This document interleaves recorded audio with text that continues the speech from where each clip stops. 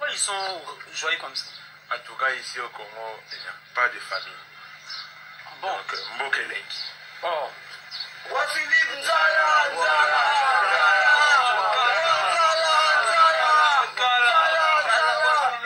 Zara signifie quoi? Zara veut tout justement dire qu'ils n'ont pas faim. Ah Donc, bon? ils sont tellement rassasiés, quoi.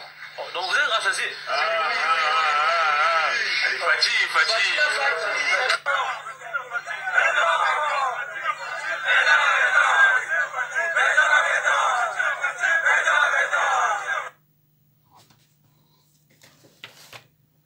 Bandeko,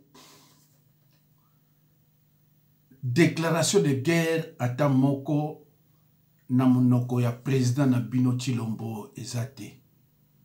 Na secrétaire général ya IDPS Kabuya akangi monoko. Motoyo ya Rwanda oya muke déclaration de guerre attaque président alobiamo. Oya Bino déclaration de guerre ezate azowe la musique ya Wenge ebeta le 30 juin. Voilà. Mboka munene neti RDC. Déclaration de guerre ezate peuple a telemi abiko beba. Malheureusement armée zana armée mate. Armée minduki ezate. Minduki yazana ngozo bundela wana ba minduki akala pesa muke. Armement ezate.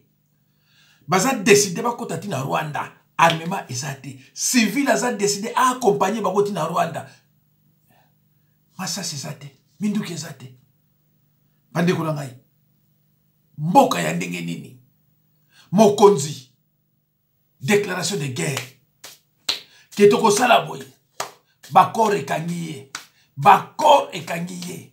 Tangu magie, petit magie alobaki. Keye azaki bor na biso a gagnaki te. Oh mosusu na kuto gagnaki ye. Bobwaki na prison. Pour la vérité na ye, bobwaki na prison. Biso attaque ba congolais. Mutu moko ako voter muluba te. Ça c'est connu. Ezate ke na lingi bango te mais comportement na bango mutu congolais o ako voter muluba c'est-à-dire dans sa maladie. Yango no moni ba bien ke mais c'est 15%. Alors, le col à bateau batiakiye, basali déclaration de guerre, ye bouche cousue. Akolo bani. Bateau batiakiye, basali déclaration de guerre, ye akolo bani. Fayulu alobi. Fayulu alobi. Tokoyoka Fayulu. Mais avant bandeko, toyoka nano muninga na biso congolais. Nini ya lobaka. Voilà. Général Mounene, bonjour. Bonjour. Kinshasa vous accuse d'avoir organisé un mouvement insurrectionnel et vous venez d'être condamné par une cour militaire à la prison à perpétuité. Qu'est-ce que vous répondez à ces accusations?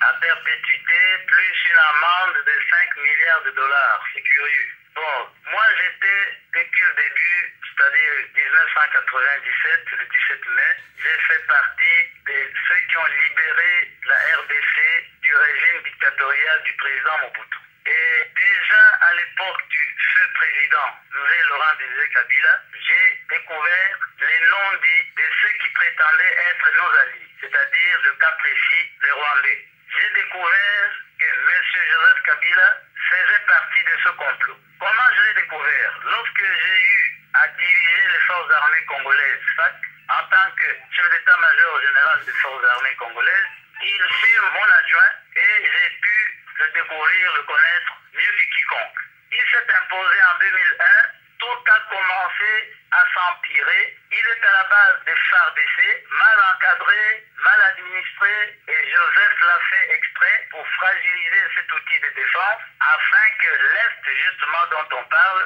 soit perméable aux voisins qui ont des plans hégémoniques. Donc je lui faisais ombrage. J'ai été limogé en 2006. J'étais surveillé en permanence, je n'avais plus droit à la rémunération, ce qui a fait que, à la fin, lorsqu'ils en voulaient à ma vie, j'ai dû quitter. Vous vous avez donc fui au Congo-Brazzaville en septembre 2010, et depuis, parmi les faits qui vous sont reprochés par Kinshasa, il y a l'attaque en février 2011 de la résidence du président Kabila à Kinshasa, 19 morts. Quel rôle avez-vous joué dans cet assaut?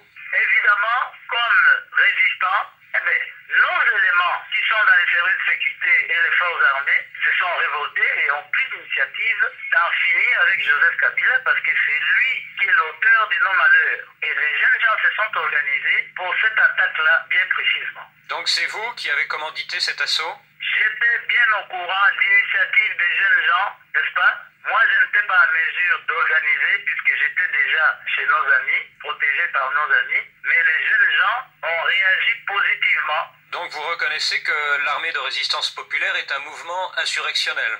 Il n'est pas un mouvement insurrectionnel, c'est un mouvement de résistance qui revendique les droits d'un peuple martyrisé, d'un peuple humilié. Un régime d'imposture est inacceptable aujourd'hui. Le mois dernier, avec l'UDPS d'Étienne Tshisekedi et l'Apareco d'Honoré Gbanda, vous avez lancé un appel commun pour le boycott du prochain sommet de la francophonie à Kinshasa, mais Étienne Tshisekedi est hostile à la lutte armée. Est-ce que ce n'est pas une différence fondamentale entre lui et vous? Lorsque l'on parle de se lever contre un régime de prédation, c'est tous les patriotes qui se mettent ensemble. C'est-à-dire, M. Tshisekedi a trouvé peut-être la forme la plus modérée, aller aux élections, mais après le hold-up de novembre dernier, 2011. Vous parlez des élections. Exactement. Avec les fraudes, avec tout ce qu'il y a eu, le rejet de ces résultats par la communauté nationale et la communauté internationale, nous l'avons convaincu qu'avec Kabila, il n'y aura pas des élections justes, transparentes, comme l'on prétend, parce que tout est boutiqué à l'avance. Nous étions au courant de la mascarade électorale pour pouvoir cautionner sa victoire frauduleuse. Depuis 3 mois, un mouvement rebelle, le M23, occupe une partie du territoire du Nord Kivu. De quel côté êtes-vous dans ce conflit? On parle du M23. Et le M23 est issu du CNDP qui a rallié le PPRD, le parti de Kabila. Et il y a eu connivence.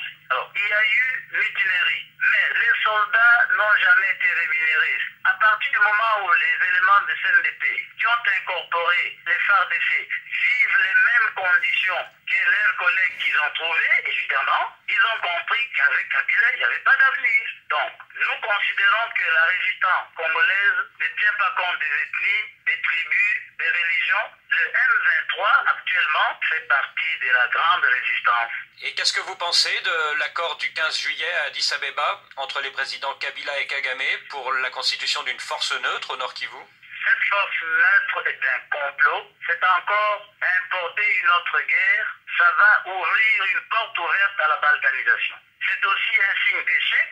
Ils ont échoué, c'est-à-dire qu'ils n'ont plus d'autres recours pour rester au pouvoir. Ils veulent trouver un soutien quelconque pour se maintenir dans un pouvoir qu'ils ont volé. Dans quel pays êtes-vous aujourd'hui, Général Mounene? Moi, je suis au Congo-Brazzaville, protégé par les autorités. Moi, je pense que le président Sassou connaît les droits humains. Il ne peut pas accepter qu'un cadre de mon niveau soit extradé parce qu'il n'y a pas une justice au Congo. Moi, j'ai échappé à un assassinat. J'ai droit, comme tout citoyen du monde, à la protection et à la vie. Général Mounene, merci. Balego. Est-ce que bolandi makambo monene alobi? Oya zolo bawana je crois eleki na 2010. Nazolo bala mino mbale bele bande kuna ngai. Boyo kaka ona lobaka. Makambo ezana STT, makambo ezana Kinshasa. Makambo ezana STT, makambo ezana Kinshasa. Armée na biso bazana bibundelité. Bibundeli ezala kingankati. Chilombo mutapeshe pouvoir kingakati. Alors Chilombo a la déclaration de guerre. Batu o bazo surveiller Chilombo batu wa kingankati. Bandeko. C'est pour ça que le bail clairement que moi je ne peux pas soutenir FARDC parce que il y a un complot au sommet, il y a des traîtres au sommet.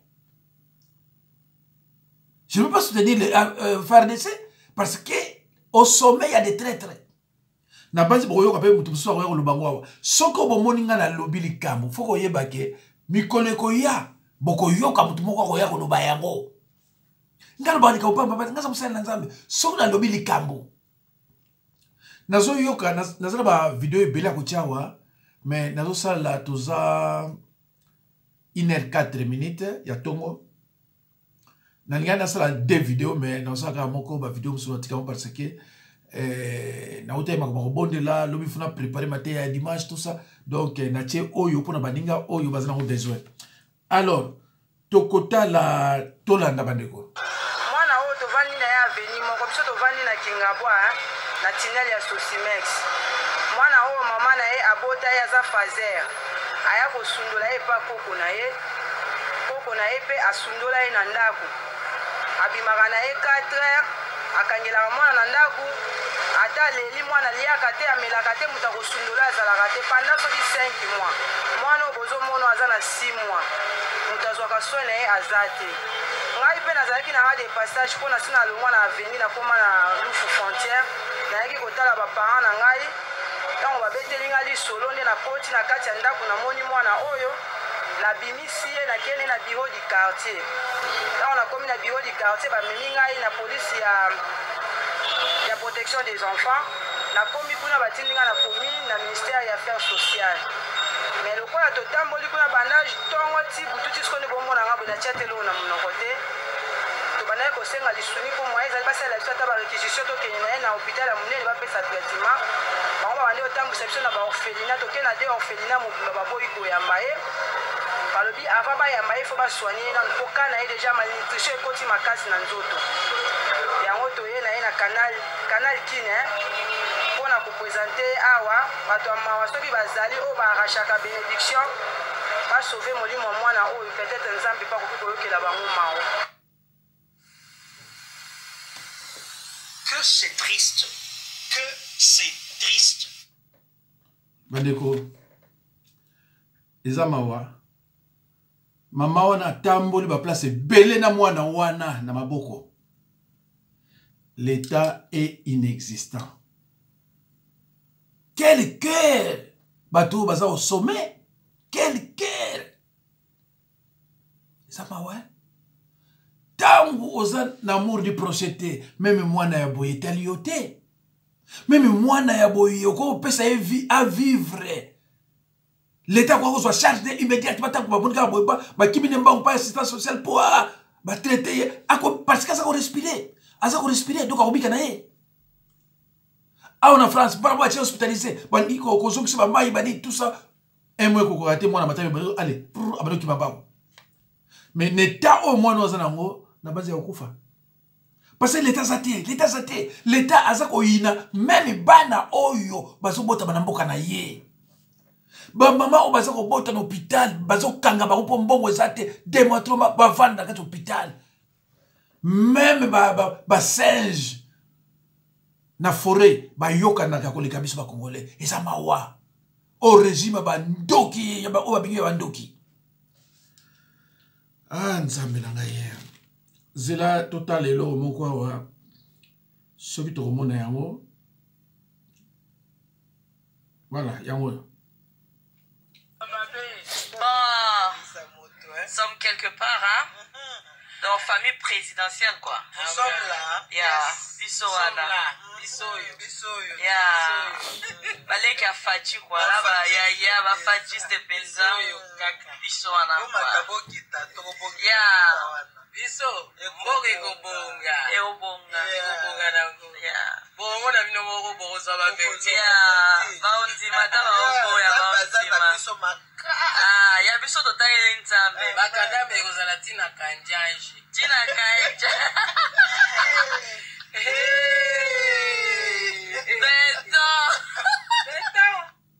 Allo bandeko. So oza na basi neti ya boy na mukili na RDC. Eza mawa. Bomoni mwana wani ga souffrir. Tala ba mususu. Pasi peuple sa ko mona pona bango ba bibiso to za famille. Baza même na sonité. Mais Kibokonzi esilaka. Kibokonzi ko esilaka. Tokena na ndeko tokaina. Il a lié langue avec le M23, vous oubliez ça. Qu'est-ce que lui avait promis à M23? Et puis donc quand il le faisait en catimini, il n'a associé personne. comme le contrat est signé en Rwanda, le contrat est signé en Ouganda.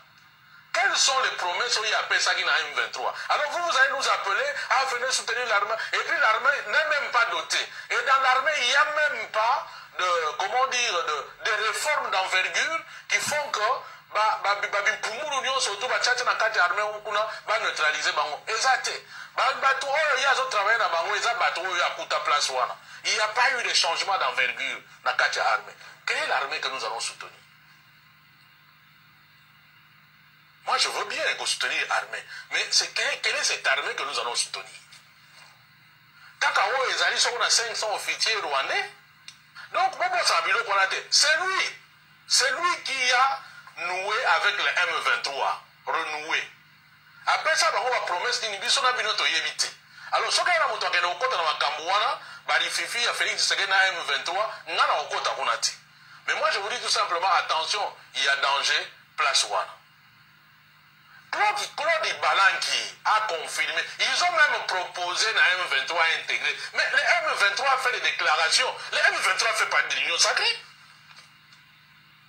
Oh. Mais M23 a dans l'Union sacrée. Mouniga a sa déclaration. Que Bango, d'accord, on a fait ce qu'il y a l'Union sacrée. Alors maintenant, M23, oh, il faut que ce soit Bundiseni. Et je vous ai dit l'autre preuve exacte que bataille de peste, Bango va fatiguer et va fonctionner. Comme eux, ils disent rien pour ma Kamoyo, Bango va tombogater, Bazo humanité, c'est qu'ils sont d'accord avec tout ce qui se passe. Ils sont d'accord, peuple par la société civile, tous les politiciens vont d'accord, Bango, tout le monde va tomber, mais Bango parce que ils sont ensemble, parce que Bazo ça la vie nos jeux. Même pas la balabala. Et ils n'en parlent pas. Même dans leurs médias, c'est comme ça. Parce qu'ils sont encore ensemble. Que personne ne vous trompe. Bandeko, Tshilombo, votre président de la République, et Kabouya, le secrétaire général de IDPS, bouche cousue. Bouche cousue. Pourquoi Bazo le batté? Secrétaire général IDPS a le batté. Tshilombo a le batté. Pourquoi? Mais parce que M23 est bango. Tant que moi je ne soutiens pas l'armée, les FARDC. Je ne peux pas soutenir cette armée-là. Vous avez une vidéo, mais vous soutenir Ango, très très dans le sommet. Mais puis vous soutenir Ango. Mais qu'est-ce que vous ne comprenez pas, mes frères et sœurs? Chers amis, il faut que vous compreniez. Bakor et Kangiye, qu'on confondre vitesse et précipitation. Bakor et Kangiye. Aéroport à Goma, Fouezala, dans côte de Rwandais. Alors, tant qu'on peut se faire aéroport à Goma, mais on peut se faire ville. D'accord, nous avons fait la bataille. Dans le bagage de pourquoi les politiciens congolais ne réfléchissent pas? Dans le bagage de députés, sénateurs, présidents, ministres ne travaillent pas. Tout le monde travaille. Quand il y a l'aéroport à Addis Abeba, on lui dit, oh, c'est que ça bango. Bandeko. Tshilombo, soit Kebite, soit Kanayango, et vous soukile babé. Dans mon sel d'Anzambi. Soki to Kebite, Tshilombo Kakawana, et vous soukile babé. Avec l'hôpital, hein? To fana total. Mais comment président Mobimba déclaration a été, peuple, c'est là où l'examen va peuple, là l'examen va moussous. Avant la total en eau.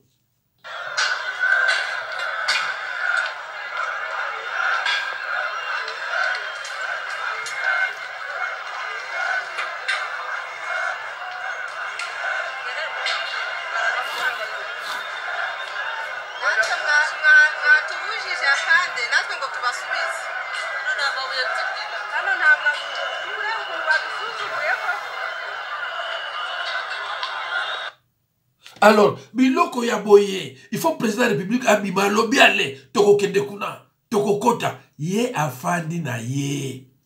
Ye azaku tunatina nangote atamuke. Hein? Biso nyonso ba Congolais, oyo bozali na ba province, na bino bozali na kati na diaspora. boyebi ke le 30 juin nde ezalaka jour na biso ya indépendance date oyo tozwa lipanda.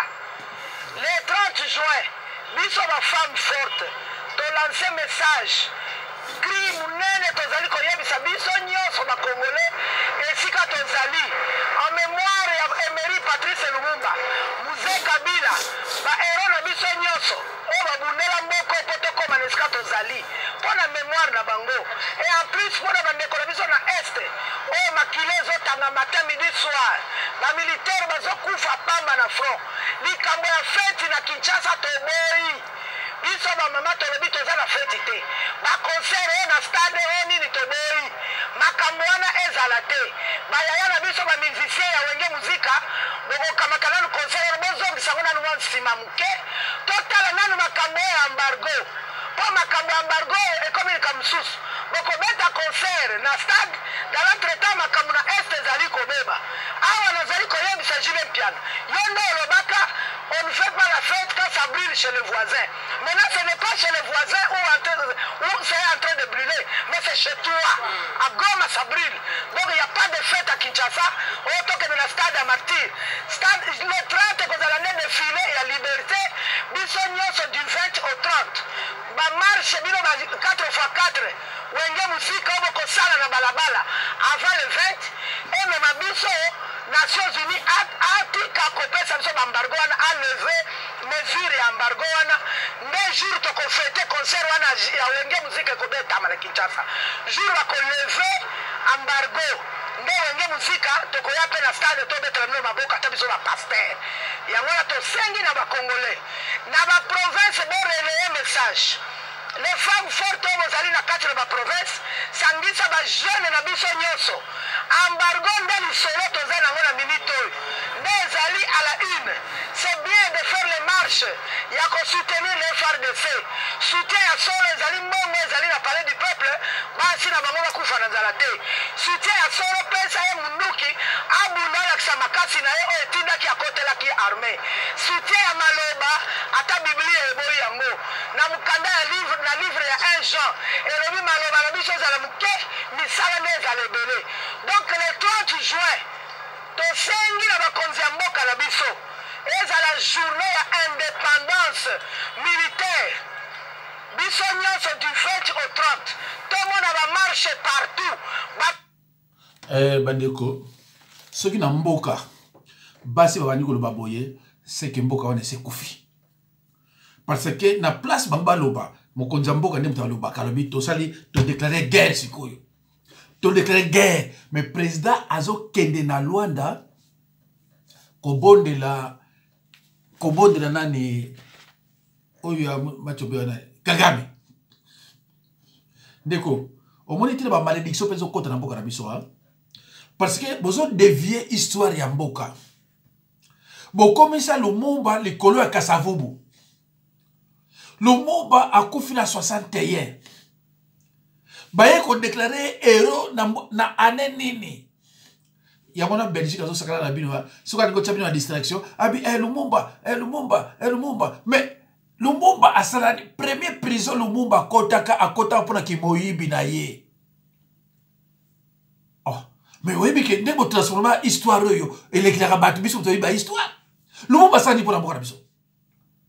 Lumumba bandi politique na fait na début 59 na 60 de indépendance Kasavubu ba na 47 mais lukola ba belge baike il faut ba longola ba Congo alors que tout travailler na bango bo longola ba Congo pour ngo mboka ale azuma Mobutu bimisa Lumumba héros comme ça batu pe à côté kuna ba ko sepela ba ko bosa na babe oyo sala Lumumba sale loni Lumumba sale loni biso yiba histoire mboka Lumumba sale loni oh peya Lumumba peya Kabila sale loni Kabila le pera sale Lumumba sale loni aiza ma minga ndenge bozo devia ka ba histoire pour la tribalisme ya ngona pe mboka ezokufa pour vérité zate ce bozo tia Bible na monoko na bino Bible lobi ayez avoir la vérité pour sentir Ephésiens 6:14a.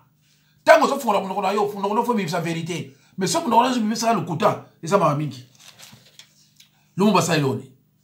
Iloni Lumumba ça là. Lumumba c'est qui agent de Belge. Bangout va sala qui yazala. Bangout va encore ça beaucoup de formation parce que nous avons beaucoup de formation pour mon na mutu. Isa mawa. Zana luna eloko ya Fayulu. Toyo kata muke. Totana no maman bakangi na kati ya kin rwandaise.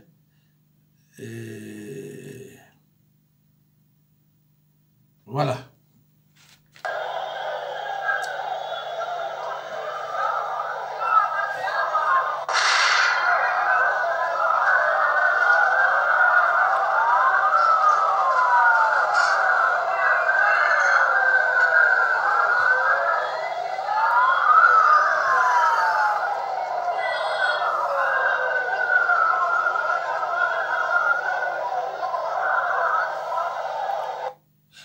Alors, bande ko basi no zomo na bakangi bango barondes do na miniti oyo côté tout bazo kanga baronde côté tout bazo kanga baronde na barondes mais ce que yo président na bino zo le balé côté soki kaka balongoli ba officier généraux rwandais Kagame monoko pe bamo paf exili pe okima soki kaka ba officier rwandais o bazana kini o basimbi armée balongoli bango exili bato ngoma bazo senga balobi bolongola ba officier rwandais na armée na biso baza 29 généraux awawa. Tu le modulais sur le côté. Et ils ont l'exemple que le pouvoir est ailleurs. Le pouvoir est ailleurs. Comment Mboka na yo est agressé? Au fait na yo. Ils ont le la réconciliation. Et ceux qui ont comprendre que le pouvoir est ailleurs, c'est que aux mythomanes. Ceux qui ont comprendre que le Messie n'a pas gagné. À ce qui me c'est 15% et que le pouvoir est ailleurs, ceux qui osent comprendre le côté de ce que ça m'a dit. Tout la déclaration Mukeya Fayulu, Toyoka. On vient à présent à cette situation toujours très tendue dans l'est de la République démocratique du Congo, 3 jours après la prise de la ville frontalière de Bunagana par les rebelles du M23. Kinshasa accuse le Rwanda de soutenir la rébellion, ce que Kigali dément. Le Conseil supérieur de défense demande aujourd'hui au gouvernement congolais de suspendre tous les accords conclus avec Kigali. Et ce jeudi, Martin Fayulu, c'est un nom qu'on connaît bien, le candidat malheureux à la présidentielle de 2018, il s'est exprimé face à la presse. Il reproche notamment au président Tshisekedi ses nombreuses promesses faites aux pays voisins. On va l'écouter tout de suite. Monsieur Félix Tshisekedi a signé avec une légèreté déconcertante des accords secrets avec les pays voisins de l'Est, au détriment du Congo et de son peuple. Il est allé jusqu'à sous-traiter la sécurité de notre pays au Rwanda et à l'Ouganda particulièrement. L'invitation de la police rwandaise à se déployer à Goma, rejetée par la population, en est une preuve. La mutualisation des activités militaires avec l'armée ougandaise, sans se soucier des conséquences que cela pouvait avoir, en est une autre. Il a aussi signé d'autres accords secrets avec le Rwanda qui trahissent sa légèreté dans les engagements qu'il prend. Propos recueillis par notre correspondant. Bandeko, Fayulu, mwana mobali, yewana alobi. La plénière, asseyez-vous, demandez la parole correctement, asseyez-vous collègues.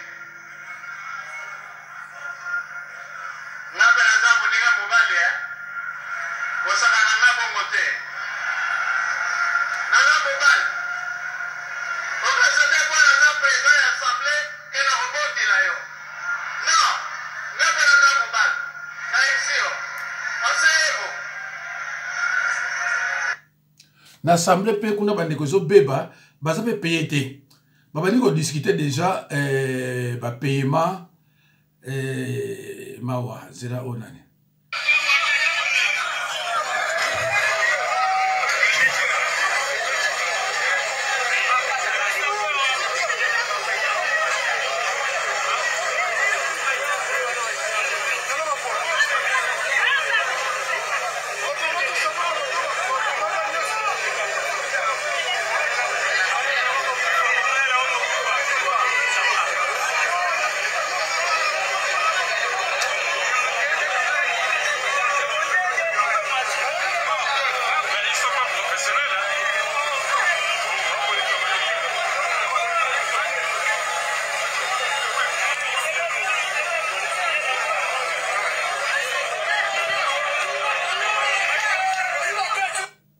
wana eza ndako moko ya barwandais ya bomoni bapompier baza na bango mpenza na makasi ya koluka te baboma moto wana donc bazomona vraiment ke etali bango te voilà.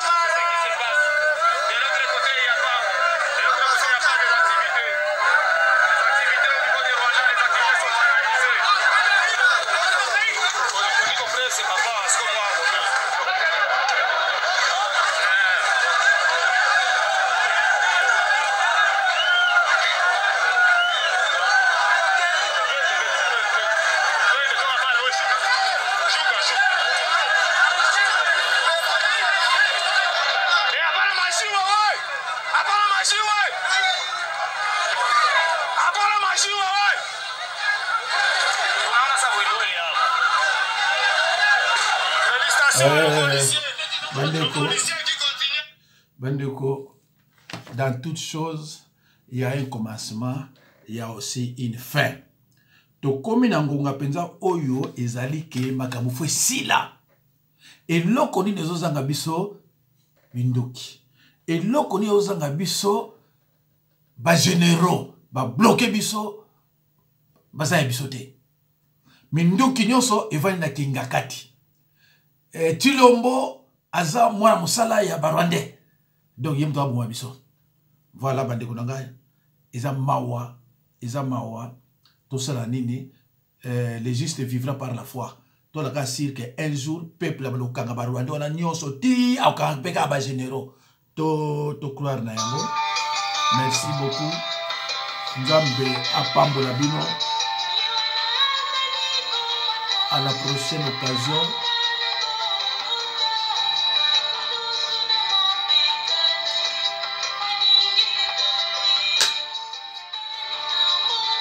Tokomonana bana Nzambe.